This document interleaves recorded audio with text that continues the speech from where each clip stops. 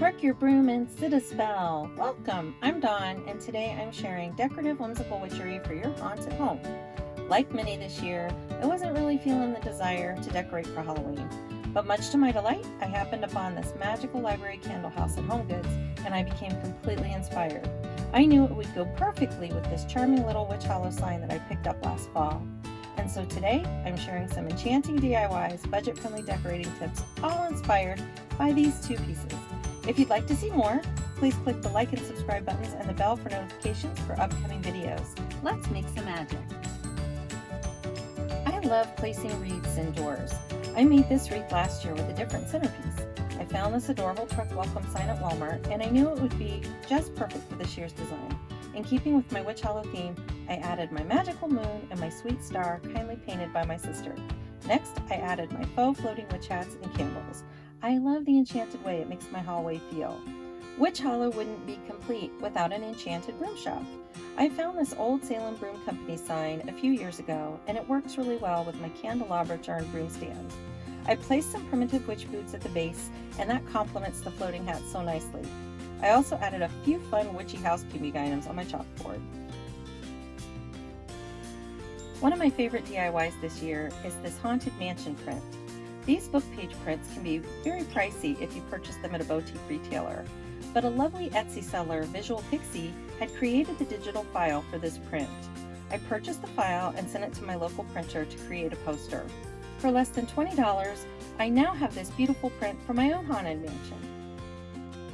To complement my print, I added ghosts and I filled a wooden chest with graveyard-inspired floral arrangements, all created with fall picks from Target's Bullseye's Playground and the Dollar Tree. I love how all of these elements work together in my entry hall. As a person who loves books, I was absolutely overjoyed to find this adorable Enchanted Forest Library candle house at my local HomeGoods. It completely inspired me to create Halloween decor with a library theme. I created a tabletop vignette on top of a bookcase using the candle house as the centerpiece. I included my vintage weather owl sitting on a book stack, a little felted mouse witch, and a wee vintage ghost as woodland library patrons. Thanks to Michaels, I was excited to find this little witch on a pumpkin reading a book. I repurposed a pink woodland trinket box by painting it brown, and I added a few books and an inkwell charm from Hobby Lobby to give it a library feel. The mouse witch standing next to it reminds me of an author who's just ready for a book signing. I added some spooky trees, and I topped a candlestick with a pumpkin that my sister painted to look like the moon, to add a little nighttime magic vibe. To complete the library theme, I created 2 DIY garland projects for this vignette, and I love how they turned out. Garland 1 was made with wooden pumpkins and witch hat cutouts from the Dollar Tree. I simply painted the witch hats black, and I covered the pumpkins with book print and Mod Podge. I also carried the book print idea into the woodland setting by adding it to a cat cutout and a pumpkin. For Garland 2, I repurposed some library book borrowing note cards that I had previously purchased from Hearth and Hand. I attached it to some twine, and I created a new garland.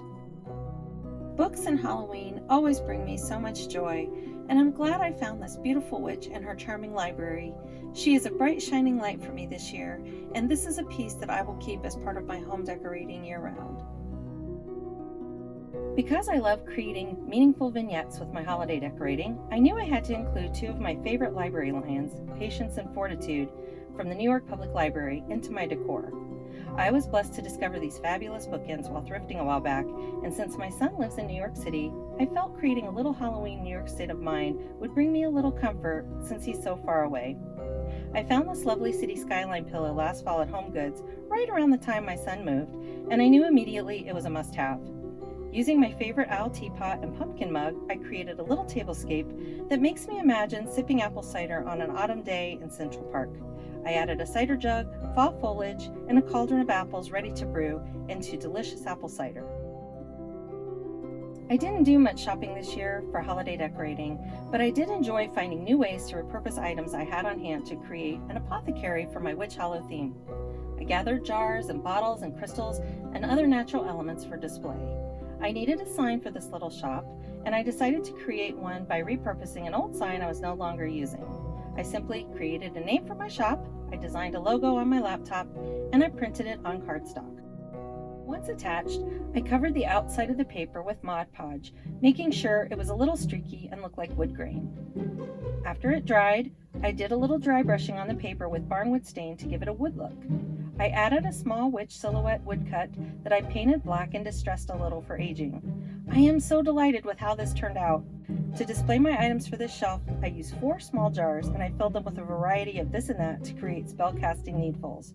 I used black sand to make graveyard dirt, red dragon's blood incense cones, silver glitter for moon dust, and ivory sand for mermaid wishes. Rather than using labels on the jars, I chose charms.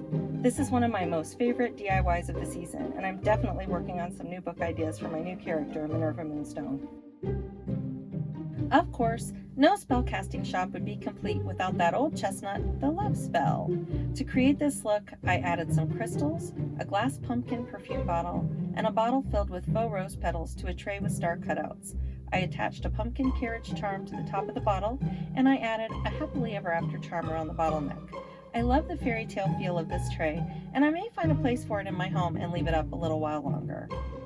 For other spellcasting needfuls, I filled up jars and bottles with other items I found around the house. I created a memory spell jar by adding stone cast fingers from Martha Stewart's Halloween collection, and I tied each one with twine, added a memory key around the top, and placed a pumpkin as a lid. Next to that, I created a Howl at the Moon potion by simply adding a piece of scrap paper to an apothecary bottle. We filled up a clear bottle that we purchased from the Dollar Tree with tap water and added food coloring to create a purple elixir. We tied on a witch hat, crystal ball, and owl key charms to accent it. We also filled a jar with keys and added a fairy door charm. I found this large vintage jar while thrifting and filled it with sage and cinnamon, must-haves for all witches. One of my favorite DIY projects from last year was the discovery of how to make decorative faux poison apples. I'll include a more detailed instruction in the description, but I'll share a few tips here in the video.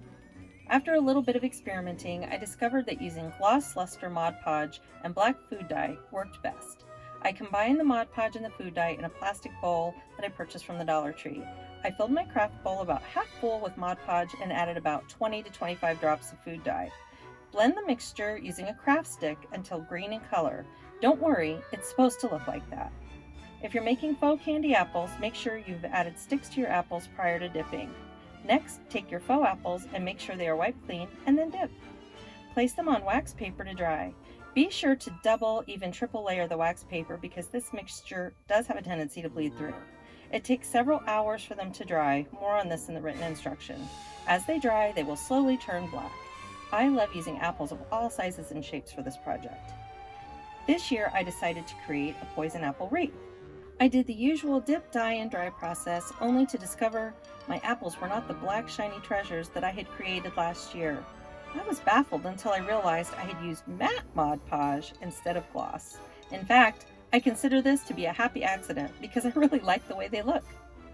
I added the apples to my wreath and I accented them with some Spanish moss from the Dollar Tree. I found some ribbon that looked like a spider had woven it and thought it would be a wonderful accent.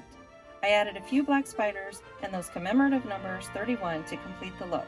While I'm definitely not a wreath making professional, I really do like my new Wicked edition. I didn't decorate as much this year as I have in decades past, but I did add a few pieces around the house in keeping with Witch Hollow's theme. I'm loving my new candlesticks that I picked up from World Market. They immediately reminded me of brooms, so I added a few tall tapers and tied some leather cording around it to complete the look. These will be part of my office decor permanently. I was also happy to find this John Darien skeleton tray from Target recently. It goes really well with my little village pieces from Primitives by Kathy. One of my favorite parts of the season has been turning nifty Dollar Tree items into new decorations. I turned 2 Dollar Tree pumpkin signs into vintage-inspired decor by just flipping them over and asking my very artistically talented sister to bake them. I also made this cute little sign using the same Mod Podge technique like I did for the apothecary sign. I simply popped off the paw print and removed the backing. I printed a saying on cardstock, I wrinkled up the paper, and I Mod Podged that piece of paper back onto the sign. Once it was dry, I dry brushed it with some stain, and again, for just the cost of $1 and a few craft items on hand, I have a new to me piece for holiday decorating. I'm really grateful for your time today. If you'd like to receive notifications for upcoming videos, please click the bell.